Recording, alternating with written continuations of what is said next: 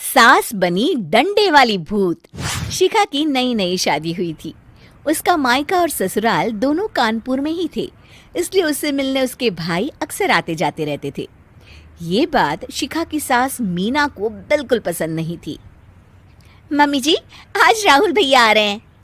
कौन? तेरे चाचा का लड़का? जी मम्मी जी। अरे पर वो तो दिल्ली में रहता है ना। हाँ मम्मी जी, उन्हें कल सुबह दिल्ली के लिए निकलना है, तो वो आज मुझसे मिलते हुए कल सुबह यहीं से निकल जाएंगे। हमने तो धर्मशाला खोल रखी है ना। कुछ कहा क्या मम्मी जी? मैंने कहा हाँ हाँ, आने दे तेरे भैया को, जमकर खातिरदारी करेंगे।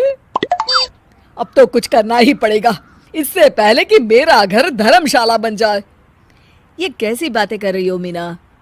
सच ही तो कह रही हूँ। अभी इसकी शादी को साल भर भी नहीं हुआ और आए दिन इसके घर वाले आ धमकते हैं। अरे तो क्या हुआ, वो इसी शहर में रहते हैं तो हाल चाल लेने आ जाते हैं। इस बार मैं उनका हाल और चाल दोनों ही बिगाड़ दूंगी। अब बहुत हो गया जी। अरे ये कैसी बातें कर रही हो, हे भगवान, बस आप तो देखते जाइए। शाम को राहुल आता है। नमस्ते आंटी, कैसे हैं आप लोग? हम लोग तो ठीक है, तुम कैसे हो बेटा? मैं भी अच्छा ही हूँ आंटी। बस आज रात के बाद नहीं रहोगे।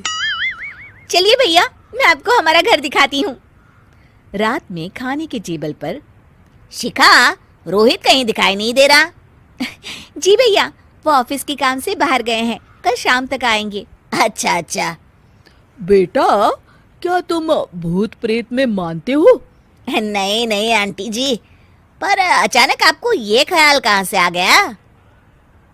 पता नहीं क्यों, कभी कभी मुझे लगता है जैसे रात के समय बैठक में कोई घूमता रहता है। ये आप क्या कह रही हैं मम्मी जी? हाँ, तुम लोग घबरा ना जाओ, इसलिए मैंने आज तक इस बारे में कुछ नहीं कहा। ये आपका वहम होगा आंटी जी, ऐसा कुछ नहीं होता। हो सकता है। चलो अब मेरा सोने का टाइम हो गया है तो चलती हूँ मैं। शिखा बेटा, राहुल के सोने की व्यवस्था वहीं दीवान पर कर देना। जी पापा जी। अब चलिए भी। अच्छा, तो बैठक में सोने वाले हैं साहबजादे। क्या बड़बड़ा रही हो? कुछ नहीं, आप सो जाइए। मीना और महेश के सोने के बाद शिखा और राहुल आपस में बात कर रहे होते हैं, तभी डोरबेल बजती है। अरे आप! सरप्राइज! काम जल्दी खत्म हो गया तो मैं आज ही चला आया। ये तो बहुत अच्छा किया। देखिए राहुल भैया भी आए हुए हैं, आप दोनों का मिलना भी हो जाएगा। कैसे हो रोहित? मैं तो ठीक हूँ भैया। शिखा, मैं भी आज यहीं सो जाता हूँ, राहुल भैया से बातचीत भी हो जाएगी। अच्छा अच्छा, ठीक है। मीना आधी रात को उठती है, कंबल मुंह से पैर तक ओढ़ के डंडा लेके बैठक में आती है और देखती है दीवान पर चादर ओढ़े कोई लेटा हुआ है। देखो तो कैसे मजे से सो रहा है बहन के ससुराल में। मीना ताबड़तोड़ 4-5 डंडे मार देती है।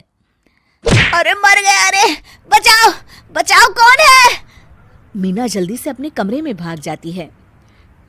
हे भगवान, ये मैंने क्या किया? ये रोहित कहाँ से आ गया? लगता है ये नालायक राहुल मेहमानों वाले कमरे में सो गया होगा। आज तो इसकी खैर नहीं। उधर बैठक में, अरे क्या हुआ रोहित? मैं बाथरूम में था, तुम्हारे चिल्लाने की आवाज सुनी। पता है भैया, मैं सो रहा था, अचानक से कोई आकर मुझे डंडे मारने लगा। ये क्या कह रहे हो? लगता है तुम भी आंटी की तरह भूत प्रेत में मानते हो। नहीं नहीं भैया, सच में कोई आया था। मैं तो जा रहा हूँ मेहमानों वाले कमरे में सोने के लिए। इस समय अपने रूम में जाऊंगा तो शिखा की नींद खराब हो जाएगी। ठीक है भाई, जाओ तुम, जहाँ तुम्हारा भूत डंडा लेके ना आ सके। थोड़ी देर बाद मीना कंबल ओढ़ के डंडा लेकर मेहमानों वाले कमरे में पहुंच जाती है। वो बिस्तर पर सोए रोहित को फिर डंडों से मारने लगती है। अरे मर गया, अरे मर गया। तू भूत प्रेत में नहीं मानता ना? ये ले, अब डंडे खा। हैं? ये तो माँ की आवाज है। रोहित कंबल खींच देता है। बेटा तू! अरे ये क्या कर रही हो माँ?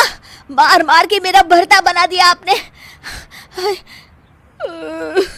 माफ कर दे मेरे लाल, मैंने तो तुझे ही मार मार कर लाल कर दिया। मैं तो उस राहुल के बच्चे को सबक सिखाना चाहती थी। राहुल भैया को? हाँ बेटा, मुझे लगा अगर उसे डंडे मारूंगी तो शिखा के मायके वाले यहाँ आना छोड़ देंगे। हे भगवान, माँ ये घर शिखा का भी है, उसके घर वाले जब चाहे आ सकते हैं। हाँ बेटा, आज मुझे भगवान का इशारा समझ में आ गया। मैं कितना गलत करने चली थी और अपने ही बेटे को चोट पहुंचा दी।